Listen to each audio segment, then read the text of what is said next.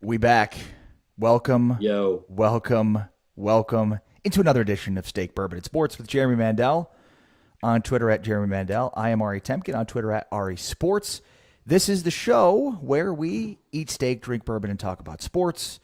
And we have got to get the after the barrel pick story from Jeremy. If you've joined us in last week's episode, Jeremy was in Kentucky for an impromptu Veterans Day barrel pick. was. And so now we are getting the after the barrel pick discussion. And of course, if you have not yet already, hit subscribe because we always enjoy to have more subscribers. But more than that, we would love for you to give us a rating. So if you hit us up, give us a rating, we would greatly appreciate that because other people will then be able to find us, and that's also really cool. So we don't really ask you for much. We try to provide you with some good commentary and good content. The only thing we do ask you for is to give us a rating. So Jeremy, Ari, sir, yes? have you rated the podcast yet? No. I thought I that feel would like that's I feel like that's weird though. Like 5 stars. I am awesome. I love myself. Kind of crappy co-host, but I get over it. What do you mean? You I am the co-host. You are the main guy. You're the guy that goes to Kentucky on impromptu Yeah, barrel I know. picks at That's why I'm Four saying you're the Roses. crappy. Yeah, you and I are in agreement that you're the crappy one. But I guess I should. Yeah. Other people have, but I don't listen to the podcast. Or I am the podcast. There you I don't go. know. Yeah. But anyway, yes, I did do a barrel pick. It was So fun. so take us through what happened. So I am now officially drying out. Um, I've had a fantastic last week that began with the barrel selection that we did at Four Roses. Like you said, if you haven't listened to last week's episode, stop this one, go download that one. We'll wait, I promise. That was the night before the barrel pick. So we go to Four Roses. And we talked about all the various different things that you may get to do there. They rolled out 9 different barrels for us, which this was my fourth barrel pick that I've done at Four Roses. 9 is by far the most barrels that we've actually had to choose from, which was awesome. Um, so we, I was there with 3 other, seasoned barrel pickers. So Four Roses has done a great job with COVID restrictions and kind of adjusting this sort of intimate experience into something a little more distanced, a little bit more COVID friendly, I suppose, to the extent that anything's COVID friendly. Um, so you go in, they've got, rather than, it used to be that you'll have the 9 glass Glencairn glasses and you'll go up to the barrel and you'll refill them every single time. Now you get in, they're in disposable glasses and already pre-filled in the order that the barrels are lined up. So there is a kind of cloth sort of glove sort of thing on each of the barrel heads so that when you're tasting it, you don't know what Four Roses recipe you are tasting. You don't know where in the warehouse it was or anything like that, unless you want to. We did not want to. Our goal was we want to take the very best barrel that we have presented to us that day, really kind of regardless of what recipe it is. I mean, we've all got, at least in that group, we all have our favorite Four Roses recipes and things that we traditionally like and traditionally don't. But if you know what they are, it kind of plays into your biases. And if you do it blind and don't know what you're tasting, sometimes you get surprised. So that's always fun. So we didn't know what any of the whiskeys were that we were trying, other than they were Four Roses, obviously. Um, we've kind of all got our corners of the tasting area so that we can taste what we need to taste, because obviously you got to take your mask off for that part. Um, so you drink through them, talk them out as you go. We had, like I said, 9 of Four Roses 10 recipes. The only recipe we did not have was the OESO recipe, but we had all 9 of the other ones. Um, and just kind of one by one, knocking them off. So okay, here's this one. What did you think? Okay, next. here, what do you think? And you kind of talk through it with everybody. The first time we just did it by ourselves, made notes. Second time it was kind of a group participation thing. And the way that we did it, there's all kinds of ways when you have 4 different people to decide how do you vote and figure out what the group favorite is. And Four Roses, like we said last week, has a really cool kind of whiteboard set up and whatever you want to do to kind of pick through it. But for us, we just talked through it. And we would say, okay, what do we think of barrel number 1? Well, I liked it. It was barrel number 1 for us was the darkest color wise, had a really kind of depth of flavor to it. And I'm not going to go through this with each and every one, Right. but we would kind of go through and talk about it. And if all of us were okay with it, we would say, okay, for example, we liked the first 5 better than the last 4. So when we got to number 6, we all kind of said, guys, are we okay? I think it was number 7. Guys, are we okay just eliminating this one right now? And as we talk through it, we'll just kind of gradually kick out barrels. And as we kick them out, Mandy Vance, who was there with us and going through it with us, who is Four Roses' fantastic barrel program manager, she would tell us, okay, you have eliminated such and such recipe. So came down to the end, and we had narrowed it down to. And how long are we talking here? I think we were probably at this point to get to the point that I'm talking about now. I would say it probably takes a good half hour to 45 minutes. And how much have you had to drink in that period of time? At least 9 servings. Now, bear in mind, you don't drink the whole thing. To me, and we've never really gone through this in a previous episode, but to me, the very best way to kind of taste whiskey and pick out flavors and all that kind of stuff is to take the very smallest sips possible. If you take the smallest sip possible, well, I think if you take a small sip and just let it kind of sit on your tongue and fill up your mouth, that's what she said, you'll kind of get all of the various different flavor components that are in there. If there's something that's complex, you'll have a better chance of letting it kind of coat your mouth and pick out all those individual flavors. If you just sort of take a big gulp and put it like a shot, then you're going to get a very alcohol forward sort of taste. And you don't want that. Right. Or at least in this situation. So we're saying like a shot is like 2 ounces. You're saying each pour I would say that you're drinking is probably. Point, that's probably fair. I would say at this point, I've had a half ounce of 9 different samples. So 4.5 ounces by this point. Okay. So a couple of shots. Feeling good. I'm feeling good, but I'm by no means drunk or anything like that. So we got to the point where we had eliminated all but 2, got a little bit of a refill on the 2 barrels that we had been sort of deliberating about. And we had essentially figured out, remember we talked about the tier system that Four Roses has last week. We had eliminated everything but 2 tier 6 barrels. So there were only 2 barrels of the 9 that were from that top rack at Four Roses, and they so happened to be the 2 that were our last 2 that we had to choose from.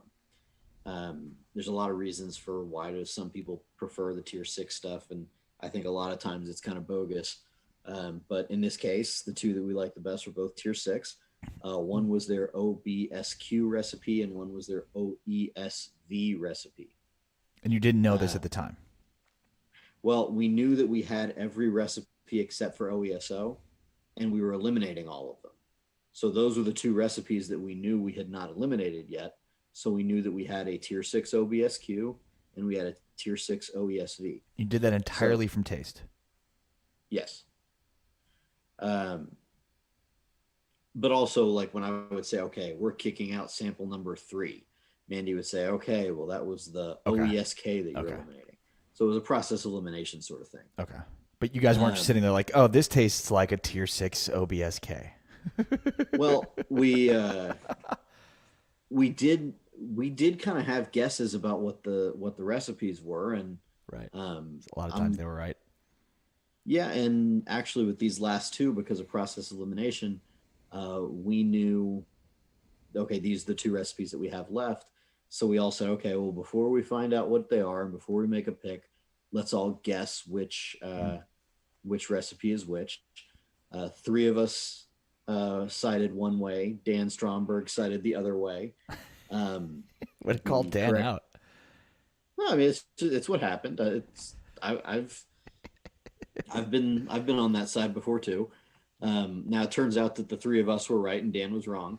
Um, but so we decided to choose the Tier 6 OESV recipe. And the really exciting thing is it is from the south side of their P warehouse, which South is where, side.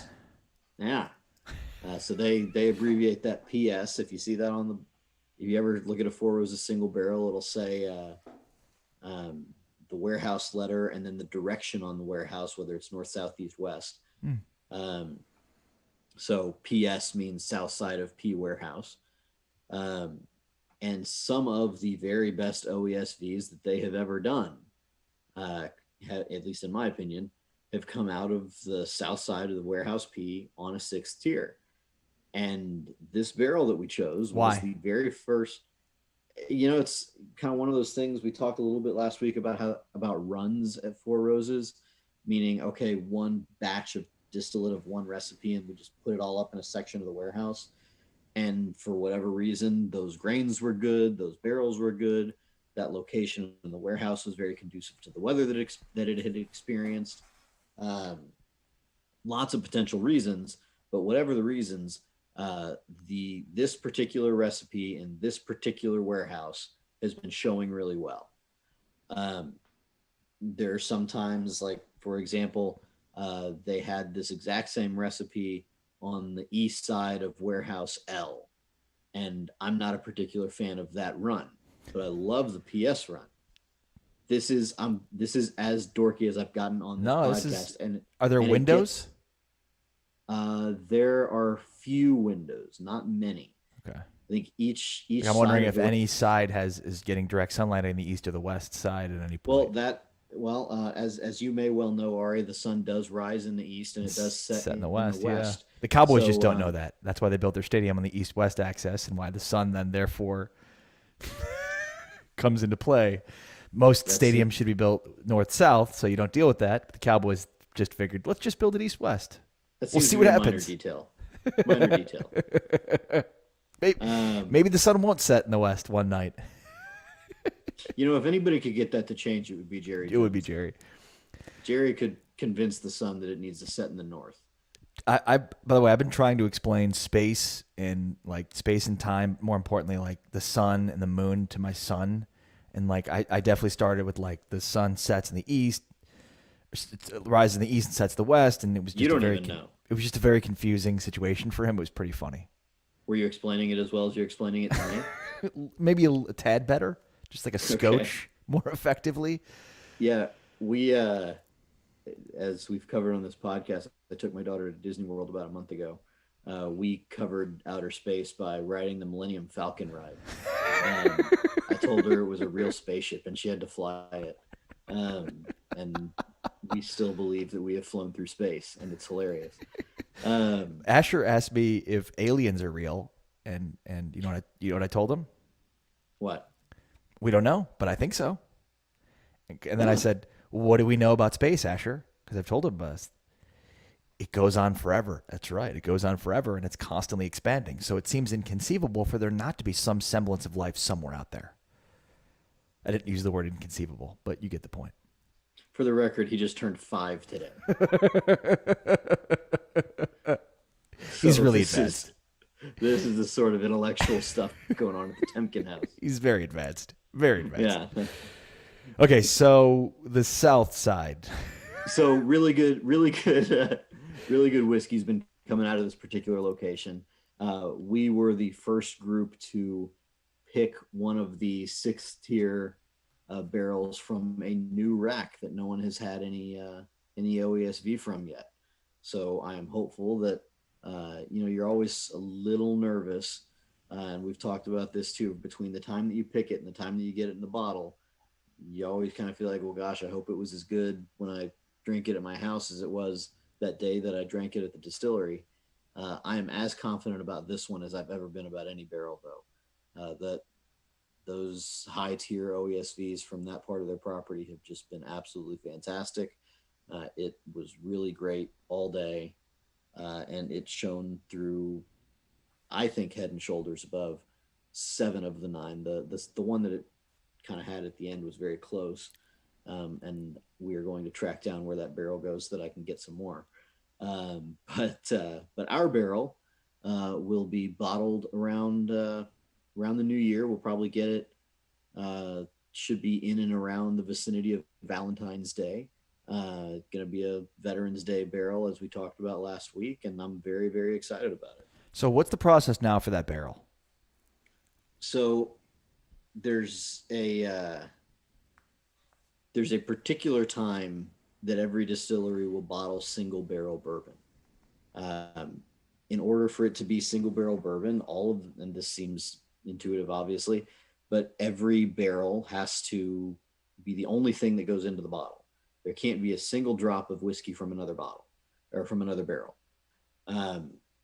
So bottling single barrel whiskey is a labor intensive process, because if they have this whole bottling line, and a lot of it's done through machinery. If I'm going to hook all that up for one barrel, that means I'm going through all that effort, and I'm going to get like 150 to 200 bottles out of that. And then I got to go all the way back through, flush the system, set up a new barrel in there. It just takes longer.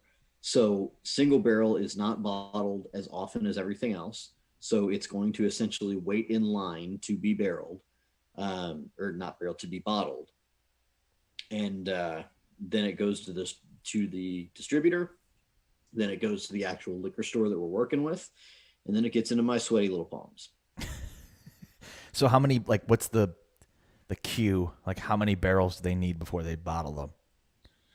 Well, it's not like how many do they need. It's just, they only do single barrel bottling every however often. It's not like if you go to the liquor store and just get their standard yellow label, they're bottling that every day. Right. So what do they do with the barrel afterwards?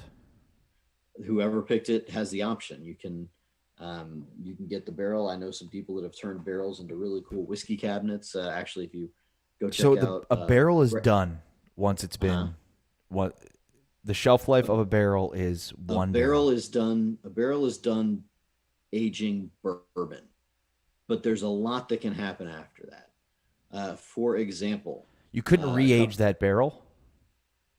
No. Why not? Because it's just too.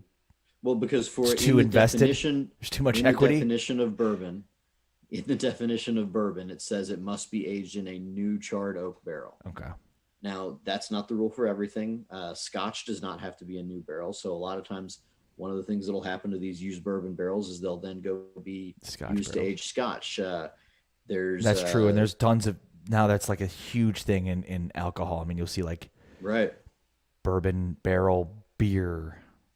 Well, and one of my pals that owns a brewery in Napa, Parliament Brewing, took one of the barrels that we chose at Four Roses a couple years ago, and just kind of as a hobby, he aged some Imperial Stout in there. Wow. So yeah, that's I feel like Imperial Stout's a good bourbon beer that people will use a barrel for. So the barrel goes into retirement. Yeah. So that particular barrel, it had aged whiskey for 13 years. Then it went to, and it had Imperial Stout in it for a year and a half after that. And now. Thank you for your service, young man. Well, no, he's thinking he's going to be able to use that barrel again. So there are other kinds of barrel aged beers, and I don't know nearly enough to be an authority on this, but he's going to be able to use that barrel a few times. But also there's other stuff that like, I'm a big fan of bourbon barrel aged rum. I actually sent you some. At some point we need to talk about that. But I'm a big fan of Foursquare rum. They use former bourbon barrels to age their rum pretty frequently. They do that in Barbados, and I think that we need to go do like an on-location show there. But speaking of that, real quick, the Battle of Atlantis, that yearly tournament. Do you know where it's being held this year? So normally it's in the Bahamas. Right. You want to take a stab at where it's being held this year, the Battle of Atlantis? I'm surprised it's being held at all. It is. It's being held in the United Indiana? States. Do you want to take a stab? Guam. On the continent of the United States. Florida. I'm going to give you 50 guesses. You probably still won't get it. My house. South Dakota. Ooh. Sioux Falls.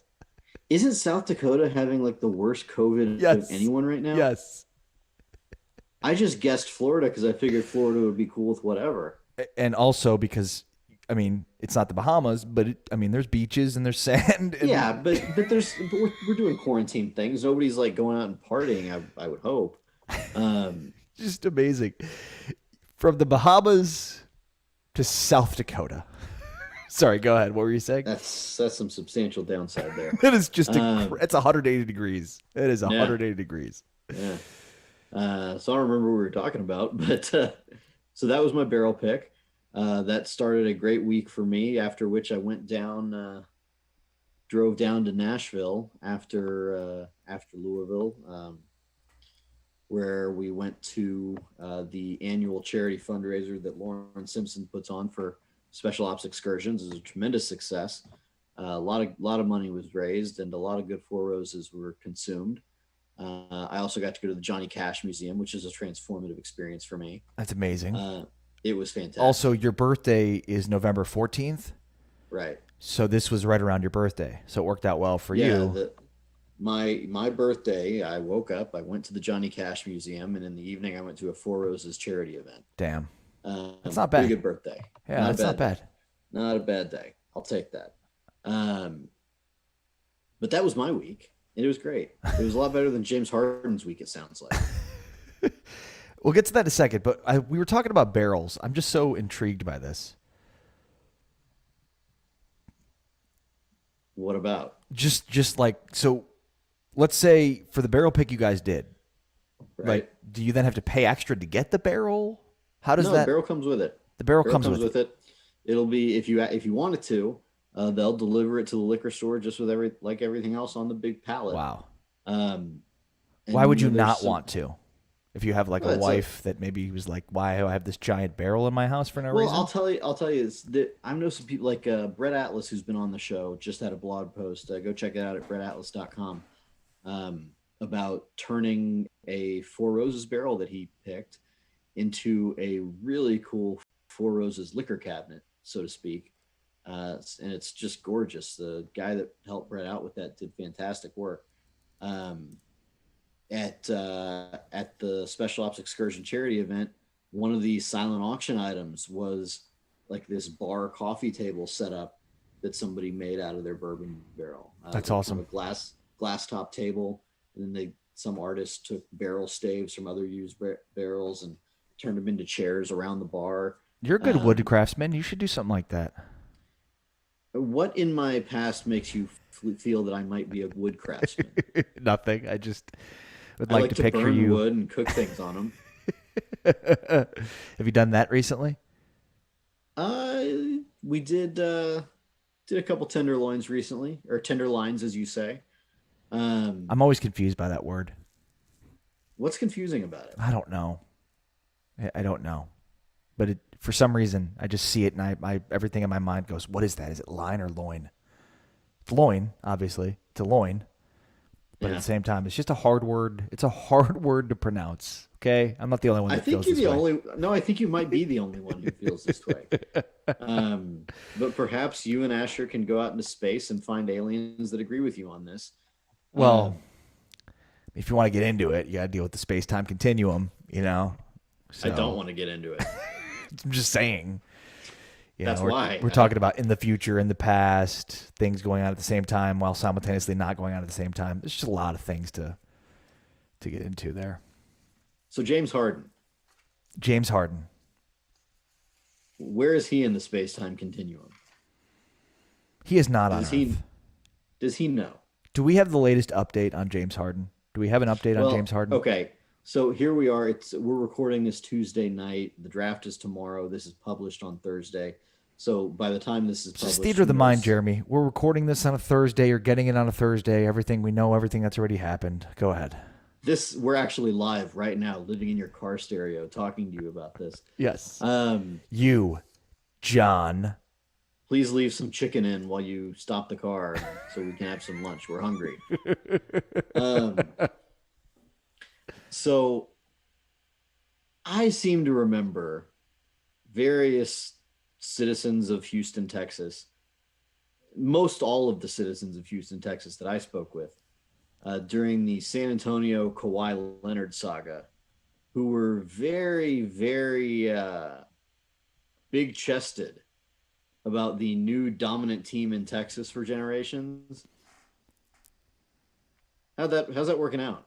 I also feel like there was a lot of like just deal with it, San Antonio. He doesn't want to be there anymore, you know? Like there was definitely a lot of like snootiness. There was a lot of things said about San Antonio and how this could never happen in a larger city. So I gotta say I do enjoy that. But this is the best thing that ever happened to the Rockets, by the way. I actually completely agree with you. James Harden is trash. Yes. He is a classic regular season performer who buckles year after year after year of the postseason. So now he wants to go play for a team where he doesn't have to be the best player on the team in the postseason. My favorite, I love The Onion, obviously.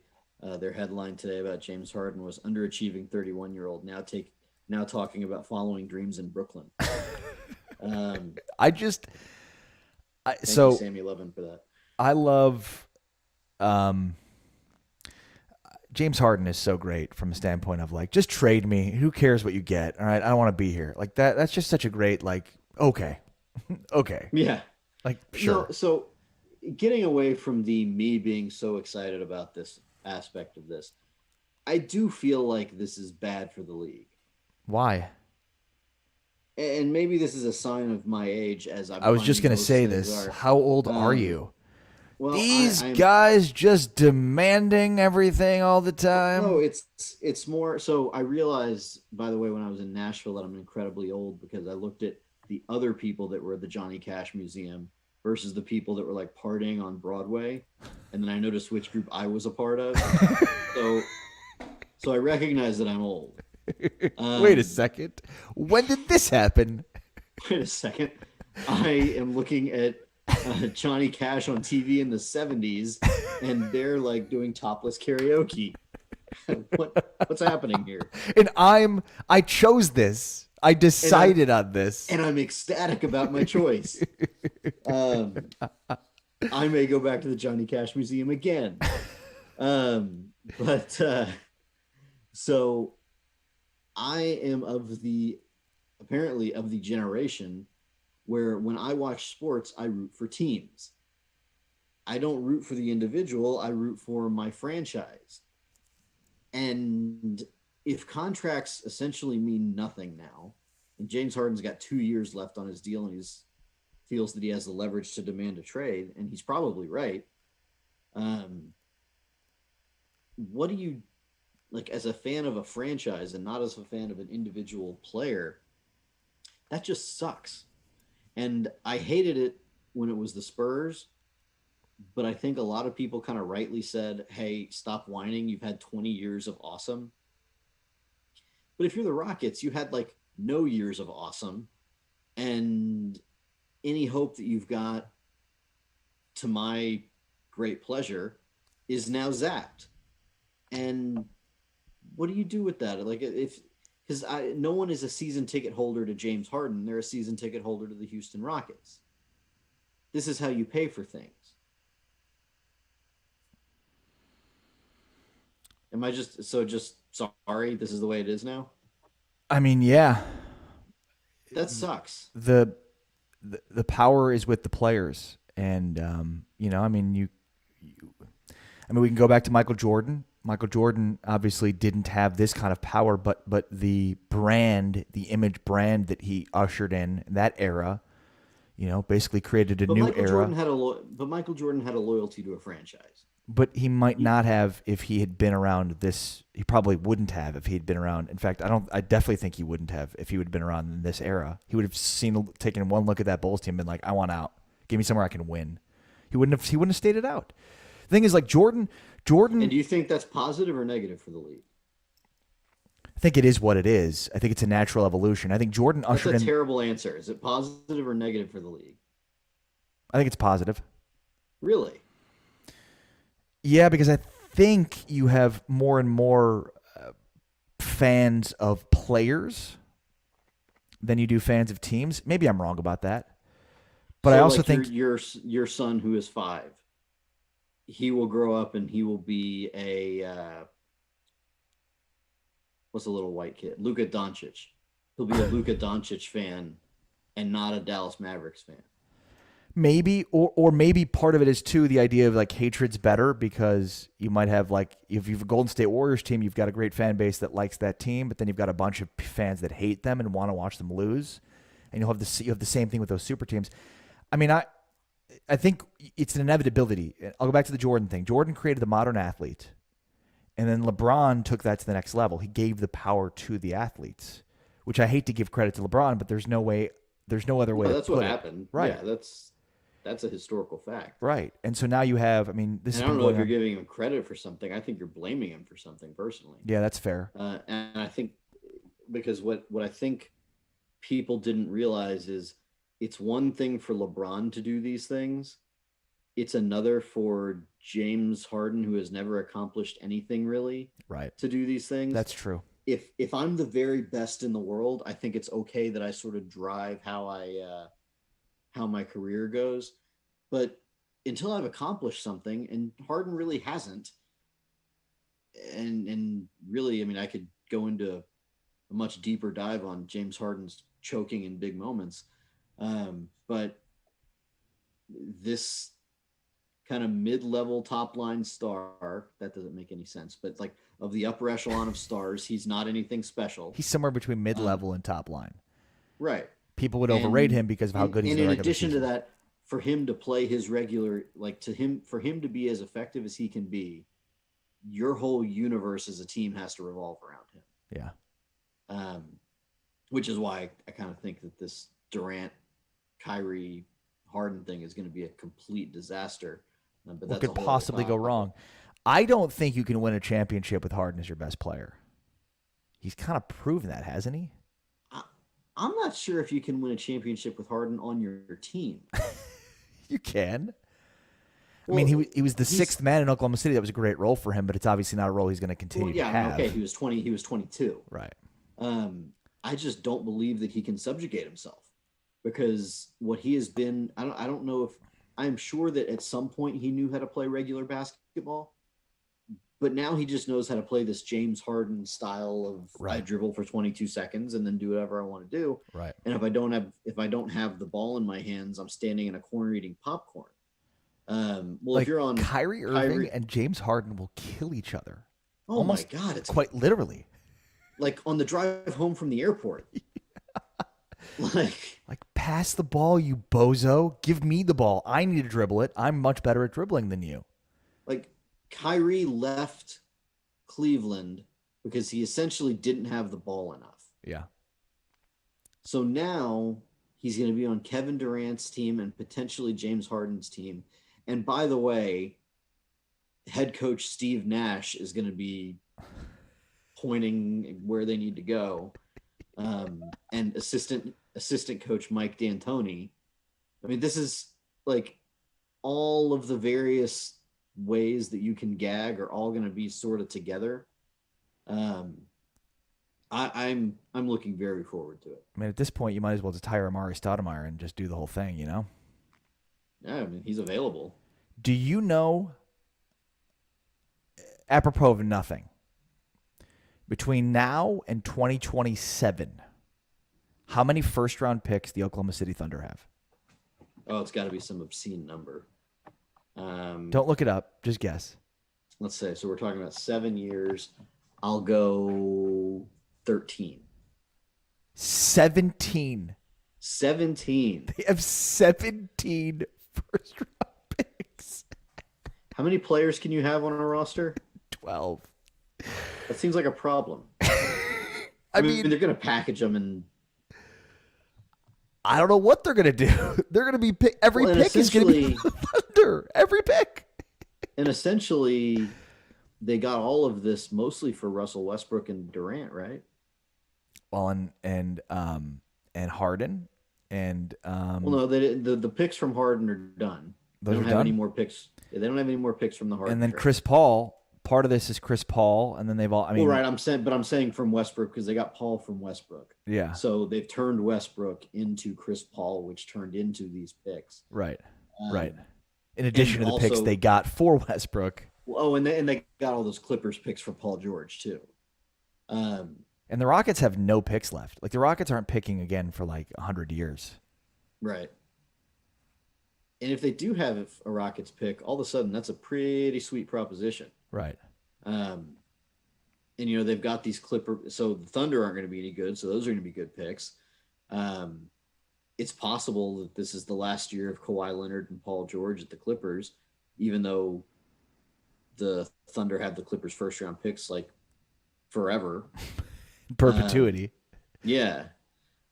So I mean, they could have some really, really strong stuff there. Oklahoma City, look at that. It is amazing, and you think about like, oh, they had 1 year, or whatever it was, of Paul George. What a waste. No, they ended up with a bunch of picks for that, and yeah, and for Yeah. Westbrook and for Chris Paul and for all these guys, it's like, yeah, Sam Presti may know what he's doing, and I mean, you give a guy 17 lottery tickets, he's bound to win a few of those. Well, and surely he's going to package some of them for the next. I mean, obviously you can't go get James Harden because of the history there, but there's going to be some disgruntled star that you could send Danny Green and 2 first round picks and get somebody like that. Right. So Danny Green is like just forever the throw in to any trade. It's like, oh, and Danny Green too. You can take him. Like I feel bad. He's such a good guy. I don't. Oh, you feel bad? He's won 2 titles 2 straight years for 2 different teams. He's fine. Well, and 3 and 4. Right. 4? Three titles in 4 years, or no, it may have been in 5 years. Longer. But he won the Spurs title in like, in 14. Yeah. Yeah. Okay, it was more than that. 6 Spurs years ago. in 14. Raptors. 3 Yeah, and very 6. old. We're all incredibly old. Time is a flat circle. I was like 3 and 4. What year do you think the Spurs won? I blacked out for those Durant and the Warriors years. Yeah, we all did. But yeah, he's got 3 titles for 3 teams. That's not too shabby. But yeah, he's a good guy. And I think he just got traded again. That's what I'm saying. Like he got like he's somewhere else where it's like package Danny Green. Yeah, he got sent to Oklahoma City. Yeah. In the Dennis Schroeder trade. And then was he sent to Phoenix in the No, Chris he Paul wasn't. trade? But he's in like a whole bunch of trade rumors again. Like I don't even know that I would. They say rent don't buy. I don't know that I would even rent if I was Danny Green in Oklahoma City. Right. I wouldn't even be in Oklahoma City. Yeah. Just go stay in LA and you'll be somewhere Get else. there the day before training camp. Fake Riverwalk. It's going to be a lot of fun. A month of the NBA's off season before the season kicks off again. It's pretty crazy. We are engorged with sports, and it hasn't been very long before the NBA will be back again. All right. We've got a really cool guest coming up in the next few weeks, so stay tuned for that. But really, I just want to remind everybody, thanks for checking this show out. Appreciate it. Make sure to subscribe if you have not yet already. Tell your friends, and give us a rating again wherever you download podcasts. We're going to be making one of the bottles of the barrel that we picked available when it comes out, and it will. Ari and I will have to decide how it's going to be made available, but you have to be nice to us. Yes, and that definitely probably involves ratings and things. Yeah, good point. Be nice to us in the ratings, which means give us 5 stars and say something nice, or at least just be nice to me. Yes. That's true, because Jeremy's in full control of that. So really, just be nice to Jeremy. Ari can take criticism. I can't take criticism. In fact, if you are critical of me and not critical of Jeremy, you are more likely to get the bottle. That's totally true. If you give a review talking about how I'm great and Ari sucks, you may get your own bottle just for that. So make sure to give us a rating, hit subscribe, tell your friends, and Jeremy, for now, leave the people with something. See you real soon. Fare yourself well. Yeah, farewell. You're going to see us soon? I don't know. Mickey Mouse said that. That was at the end of the Mickey Mouse show. Hey, see you real soon, kids.